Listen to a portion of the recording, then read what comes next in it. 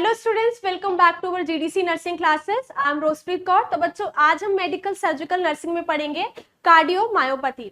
तो cardiomyopathy mainly क्या होता है कि बच्चे हमारा जो हार्ट मसल जो हमारा हार्ट होता है वो इनलार्ज हो जाता है अपनी नॉर्मल पोजीशन से, और नॉर्मल कंडीशन से क्या होता है वो वेरिएंट हो जाता है। तो इस कंडीशन को हम बोलते हैं कार्डियोमायोपैथी। कभी भी आपसे पूछा जाए कि कार्डियोमायोपैथी का एक सिंपल मीनिंग बता दीजिए तो आप बोलेंगे enlargement of the heart is known as cardiomyopathy.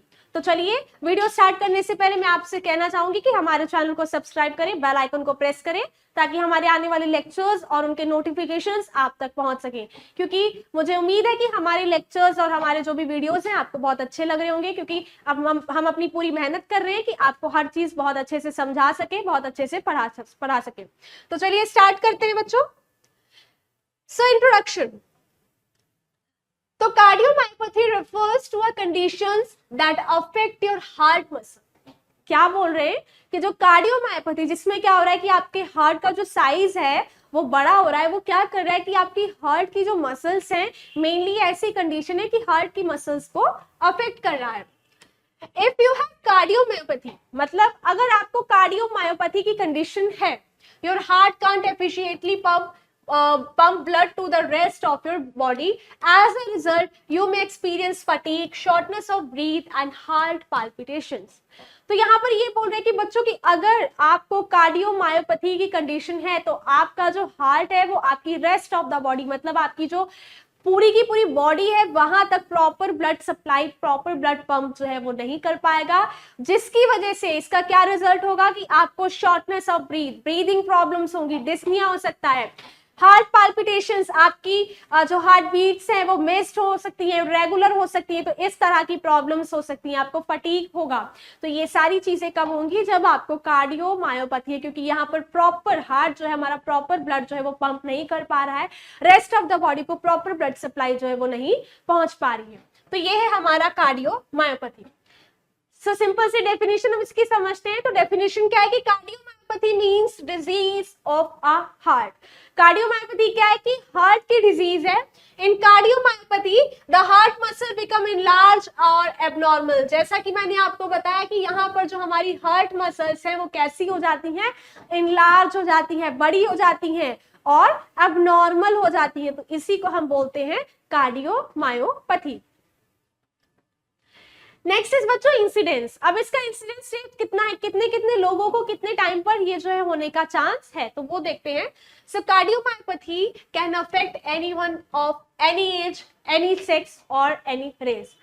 Cardiomyopathy नहीं देखेगा कि आपकी एज क्या है, आपका सेक्स क्या है, आप काले हैं, आप गोरे हैं, आप लंबे हैं, कैसे हैं, बिल्कुल नहीं। ये किसी भी एज में हो सकता है, किसी भी सेक्स को, मेल या फीमेल किसी को भी हो सकता है और किसी भी रेस को हो सकता है। The most common inherited cardiomyopathy, hypertrophic, affect about 1 in 500 people in the world. Inherited cardiomyopathy जो कि है हमारा टाइप है हाइपरट्रॉफिक मायोपैथी, वो 500 लोगों में से किसी एक लोगों को अफेक्ट करता है पूरे वर्ल्ड में।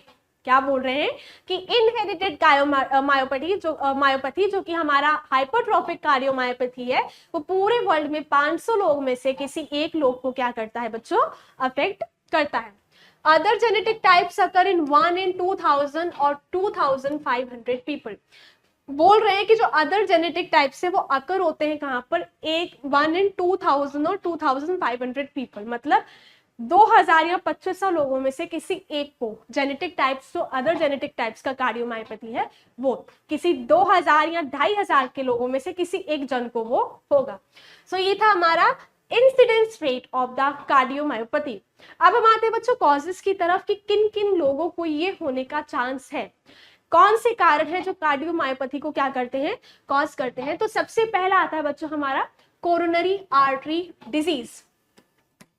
किसी भी टाइप का अगर आपको कोरोनरी आर्टरी डिजीज है, आर्टरीज में कोई प्रॉब्लम है, ब्लड क्लॉट है, ब्लॉकेज है, प्लेग हो गया, किसी भी चीज की वजह से क्या हो रहा है कि वहां पर बोल रहे हैं कि ब्लड सप्लाई नहीं हो रही है, ब्लड जो है वो एक जगह क्या हो रहा है, इकट्ठा हो रहा है, हार्ट मसल्स वहां पे क्या हो जाएंगी, इन्फ्लेम्ड हो जाएंगी। तो किसी भी कोरोनरी आर्टरी डिजीज की वजह से भी आपको कार्डियोमायोपैथी होने का चांस है। Autoimmune disease such as connective tissue diseases. तो ऑटोइम्यून डिजीजेस क्या होती है बच्चों की, जब आपका इम्यून सिस्टम आपके खुद के हेल्दी सेल्स को डिस्ट्रॉय करने लगता है in order to destroy the foreign cells or the harmful cells of the body, तब आपको कार्डियोमायोपैथी होने का चांस है। नेक्स्ट है infections that affect your heart muscles. साथ ही साथ ऐसे इन्फेक्शंस जो आपके हार्ट मसल्स को अफेक्ट कर सकते हैं। किसी भी टाइप का इन्फेक्शन जो क्या करेगा कि आपके हार्ट मसल को अफेक्ट करेगा, देन क्या होगा कि वहां पर कार्डियोमायोपैथी होने का चांस हो जाता है। अगर आपका हार्ट इन्फ्लामेशन है, मतलब हार्ट में क्या हो गया, इन्फ्लामेशन हो गया, इन्फ्लामेशन की वजह से वहां पे हो सकता है फ्लूइड कलेक्शन भी हो जाए, तो इसकी वजह से आपके हार्ट का साइज क्या होगा, नॉर्मल से बड़ा हो जाएगा। अगर आपको डायबिटीज है, if you have any blood sugar related disease, जैसे कि आपको डायबिटीज हो गया है, तो डायबिटीज भी क्या करता है, कार्डियोमायोपैथी को कॉज करने में बहुत ज्यादा हेल्पफुल होता है। थायराइड डिजीज, किसी भी टाइप का थायराइड डिजीज है, जब आपका थायराइड ग्लैंड जो वो प्रॉपर फंक्शन नहीं कर पा रहा है, इसमें माल फंक्शनिंग हो रही है, तो तब भी इस तरह की थायराइड डिजीज, हाइपरथायराइडिज्म है, हाइपोथायराइडिज्म है, इस तरह की कोई भी डिजीज अगर आपको है, तो क्या हो सकता है, यहाँ पर आपकी मतलब थायराइड कैंसर तक अगर जो चीजें हैं यहाँ मतलब किसी भी तरह का कोई भी थायराइड डिजीज क्या है, वो भी आपको कार्डियोमायोपैथी क्या कर सकता है बच्चों, कॉज करता है। मस्कुलर डिस्ट्रॉफी में क्या होता है कि यहाँ पर जो आपकी बच्चों मतलब लेग्स है, यहाँ पर मसल क्रैम्पिंग होने लगती है और इतना ज्यादा फटीग आप महसूस करते हैं, आपकी जो मसल्स होती है लेग्स और फीट की, वो बहुत ज्यादा क्या होती है, यहाँ पर वीक हो जाती है। तो यहाँ पर मस्कुलर डिस्ट्रोफी की वजह से भी कार्डियोमायोपैथी होने का चांस है। हाई कोलेस्ट्रॉल लेवल, तो क्या बोल रहे हैं कि अगर आप बहुत ज्यादा कोलेस्ट्रॉल लेवल आपके अंदर हो गया है, कोलेस्ट्रॉल लेवल बहुत ज्यादा इंक्रीज हो गया है, तो हम मेनली बात है कि कोलेस्ट्रॉल जो होता है वो ज्यादातर हमारे हार्ट को ही अफेक्ट करता है। तो हाई कोलेस्ट्रॉल लेवल क्या करेगा कि आपको कार्डियोमायोपैथी कॉज करता है। So these are the causes, क्या है ये सारे, क्या है causes of the cardiomyopathy. Next आते हैं बच्चों क्लासिफिकेशन ऑफ कार्डियोमायोपैथी। अब इसके टाइप्स क्या है, जो टाइप्स है कार्डियोमायोपैथी के वो बहुत ही इंपॉर्टेंट है। तो चलिए बच्चों हम इनको बारी बारी देखते हैं कि कौन कौन सा टाइप है। तो सबसे पहला टाइप है बच्चों हमारा डायलेटेड कार्डियोमायोपैथी। कौन सा टाइप है, डायलेटेड कार्डियोमायोपैथी। तो देखते हैं कि डायलेटेड कार्डियोमायोपैथी में क्या है। तो dilated cardiomyopathy causes tissue in your heart main pumping chamber to expand and thin out. Dilated cardiomyopathy क्या करता है कि आपके हार्ट के जो टिश्यूज हैं, मेन टिश्यूज जो है हार्ट के, जहां पर जो हार्ट चैम्बर जो पंप करता है, क्या बोलते हैं कि हार्ट चैम्बर जो पंप होता है, जो हमारा हार्ट में पंप करता है, तो वो इसको एक्सपैंड कर देता है, डायलेट इतना ज्यादा कर देता है कि तभी हम इसको क्या बोल रहे हैं कि डायलेटेड कार्डियोमायोपैथी, और इसको थिन आउट कर देता है। फिर ये क्या करता है कि this makes it unable to pump as strongly.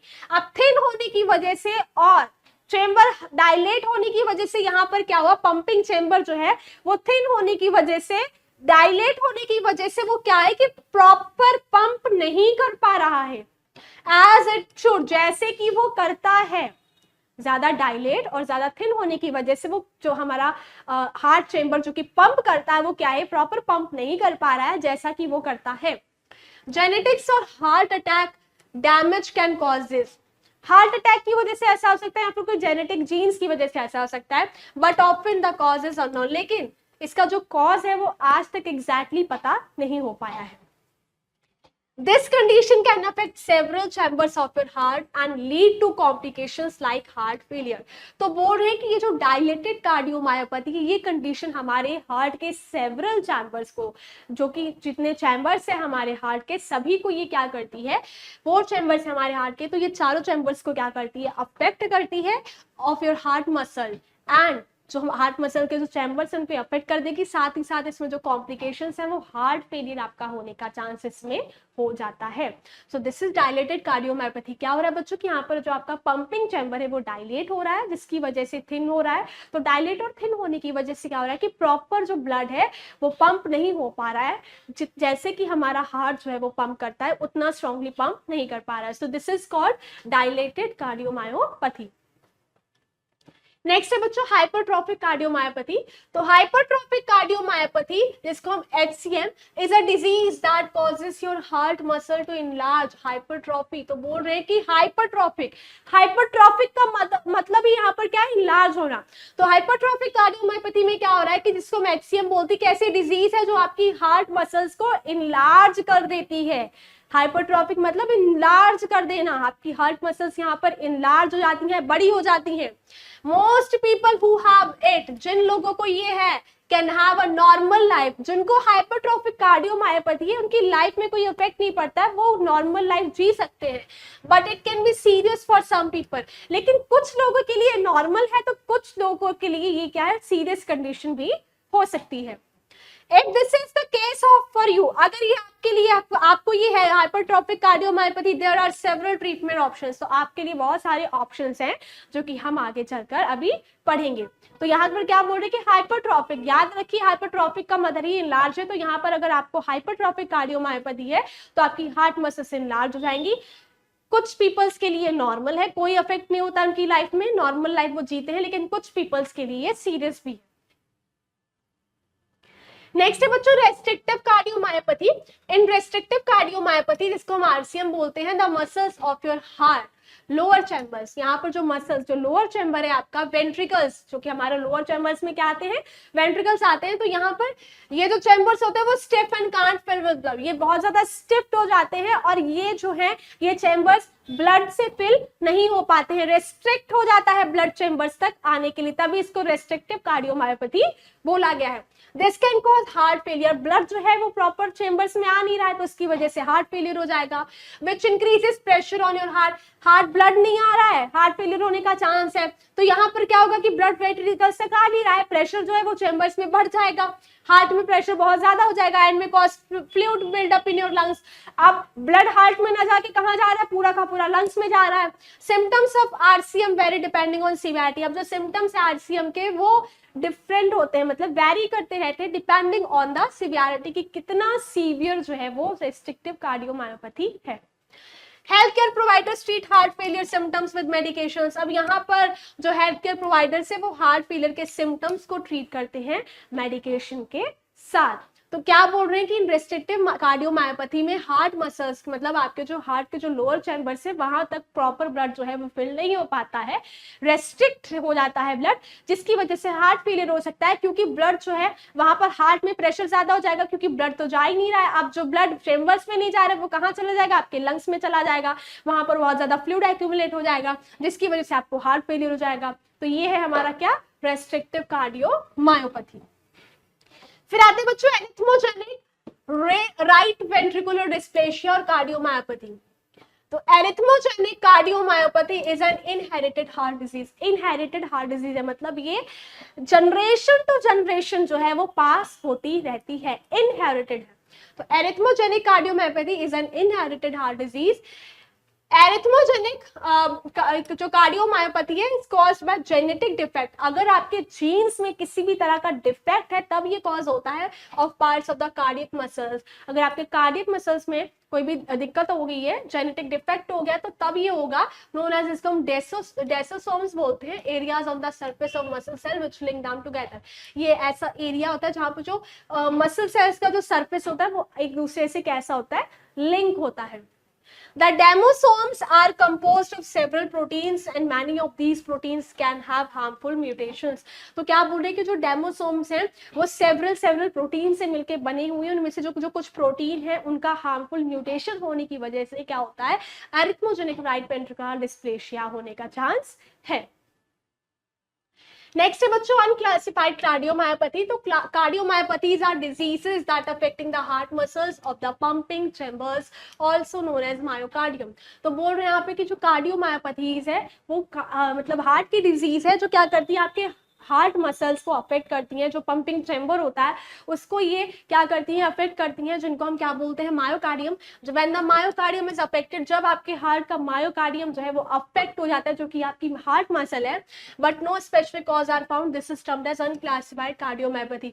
यहाँ पर आपकी मायोकार्डियम जो है वो अफेक्ट होगी, लेकिन इसका जो भी कोई कॉज है, स्पेसिफिक कॉज आपको नहीं पता है, तो इसीलिए हम इसको क्या बोल देते हैं, अनक्लासिफाइड कार्डियोमायोपैथी के नाम से हम इसको जानते हैं।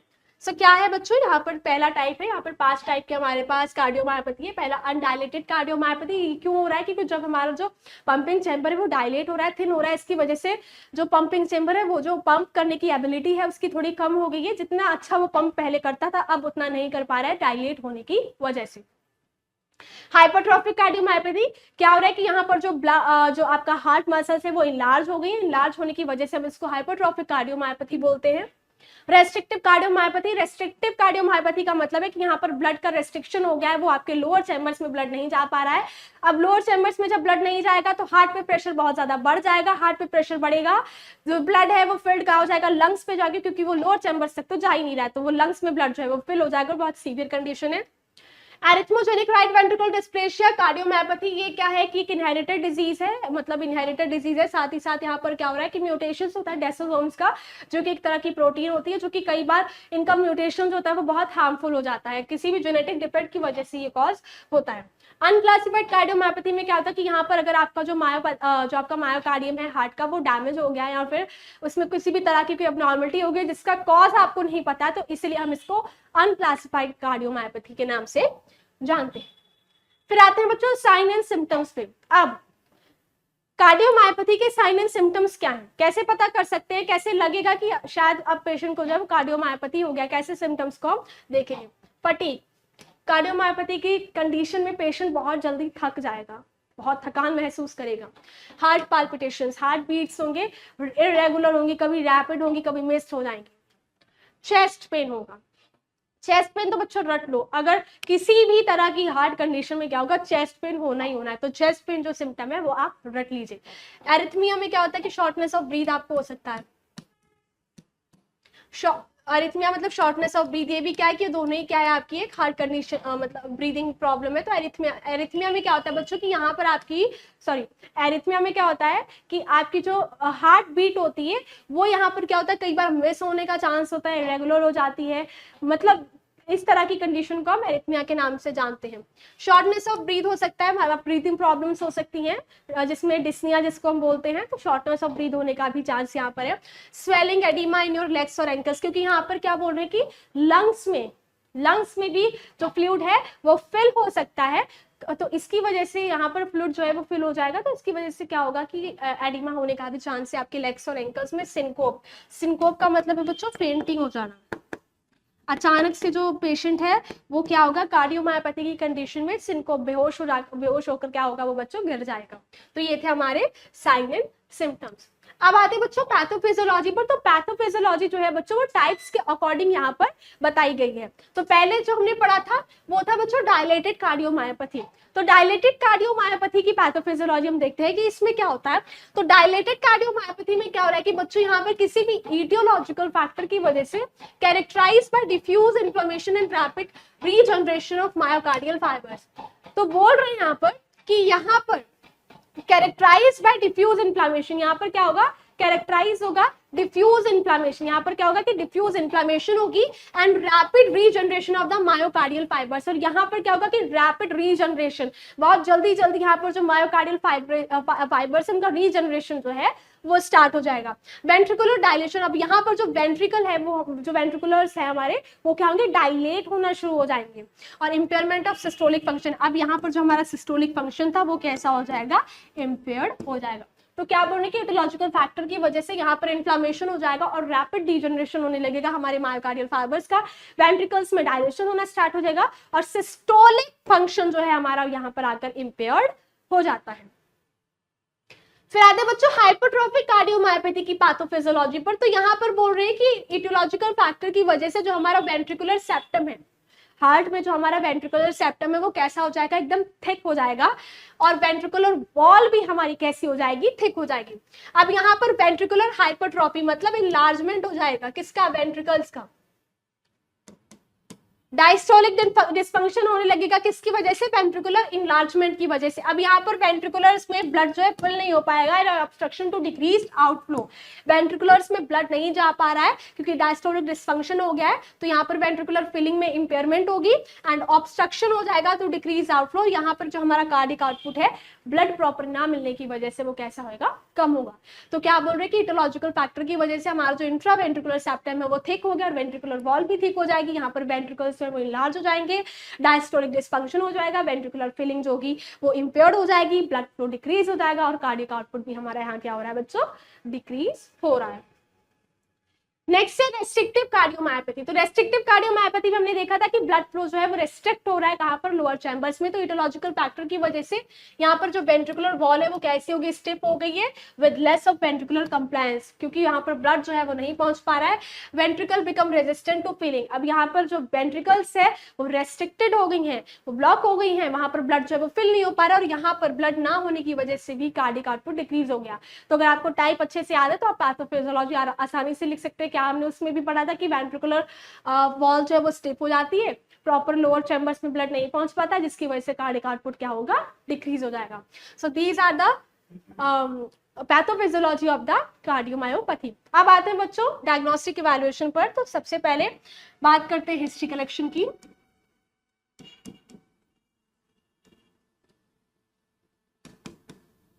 फिर अब करेंगे फिजिकल एग्जामिनेशन,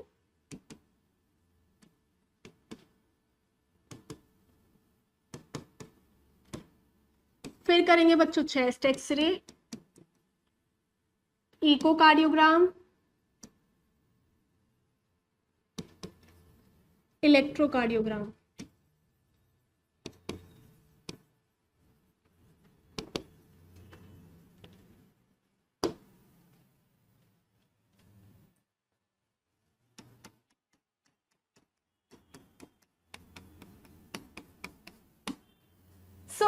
हिस्ट्री कलेक्शन, सबसे पहले हम पेशेंट की हिस्ट्री को कलेक्ट करेंगे, पेशेंट से उसका नेम एज वगैरह पूछेंगे, साथ ही साथ हम पूछेंगे कि कब से आपकी प्रॉब्लम है, आपके सिम्टम्स क्या क्या हैं।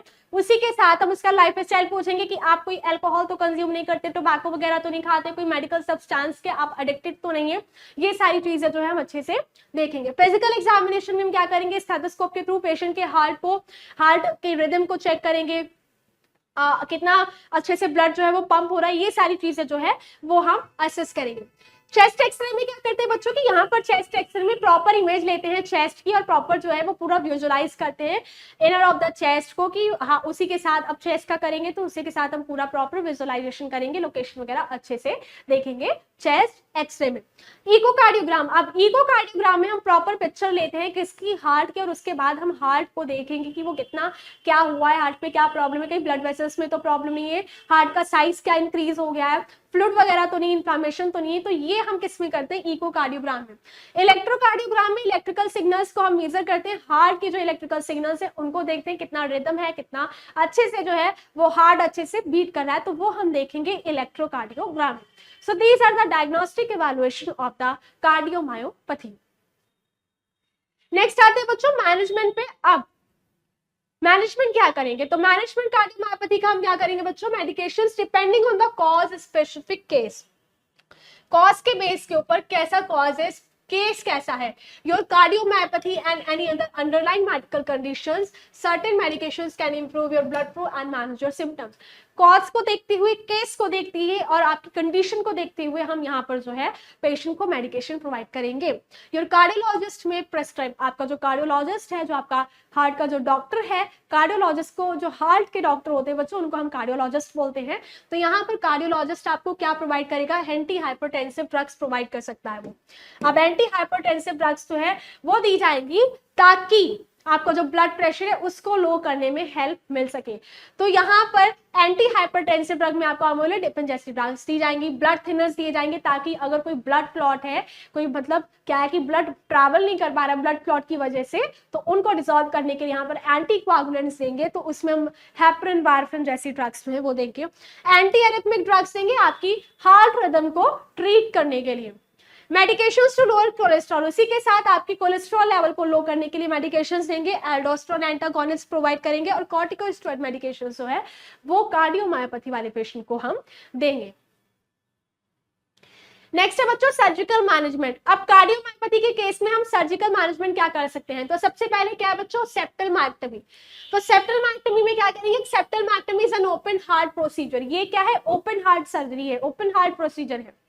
Health care providers use it to treat hypertrophic cardiomyopathy. अगर आपको हाइपरट्रॉफिक कार्डियोमायोपैथी है जिसमें आपका जो हार्ट मसल्स हैं वो इनलार्ज हो गई हैं, जो कि हमने एक टाइप पढ़ा है कौन सा, हाइपरट्रॉफिक कार्डियोमायोपैथी। तो अगर आपको हाइपरट्रॉफिक कार्डियोमायोपैथी है तो हेल्थ केयर प्रोवाइडर्स इसको ट्रीट करने के लिए ऐसा करते हैं, thicken heart muscle. During surgery के टाइम पे your provider removes a portion of thicken heart tissue to improve the blood flow through your heart. इसमें इस सर्जरी में क्या करते हैं कि प्रोसीजर के टाइम पे आपकी जो हार्ट टिश्यू जो थिक हो गई है उसको रिमूव कर दिया जाएगा, किसमें, सेप्टल मायोटॉमी में, ताकि आपका जो ब्लड फ्लो है वो अच्छे से इंप्रूव हो सके और पूरे हार्ट में अच्छे से ब्लड जो है वो जा सके। Septal myotomy successfully treats hypertrophic cardiomyopathy in most people. ज्यादातर लोगों में सेप्टल मायोटॉमी जो है वो सक्सेसफुली हाइपरट्रॉफिक कार्डियोमायोपैथी को ट्रीट कर देती है।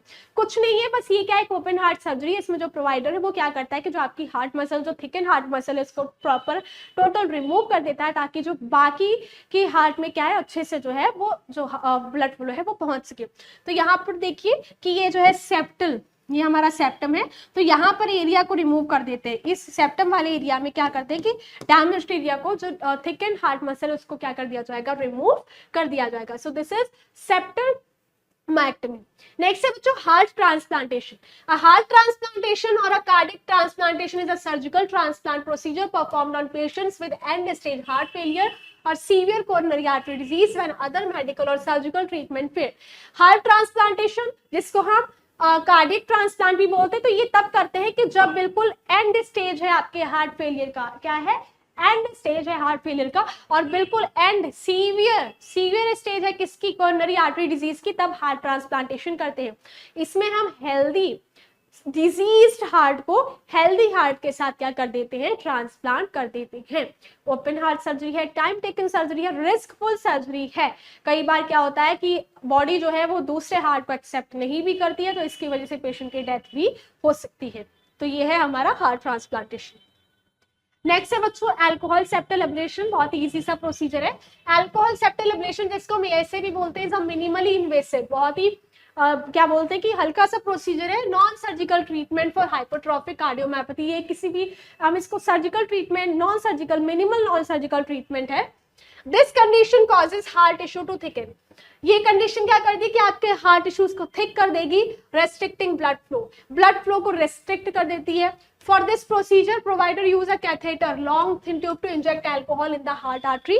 The alcohol shrink the enlarged tissues and relieve symptoms. यहाँ पर जो आपके enlarged tissues हैं उनको ये क्या कर देती है, श्रिंक कर देती है। कैसे, यहाँ पर हम क्या करते हैं, इस प्रोसीजर में प्रोवाइडर जो है वो कैथेटर को इंसर्ट कर देता है, जो कि फ्लेक्सिबल और थिन और लॉन्ग ट्यूब है ये। इसमें अब उस कैथेटर के थ्रू हम क्या करते हैं कि जो इनलार्ज, मतलब जिस टिश्यूज जो इनलार्ज हो गए हैं, उस कैथेटर के थ्रू हम वहां पर एल्कोहल को एडमिनिस्टर करते हैं। वो जो एल्कोहल है वो जाके क्या कर देती है, उस इनलार्ज टिश्यू को श्रिंक कर देती है और सिम्टम्स को क्या कर देती है, ठीक कर देती है।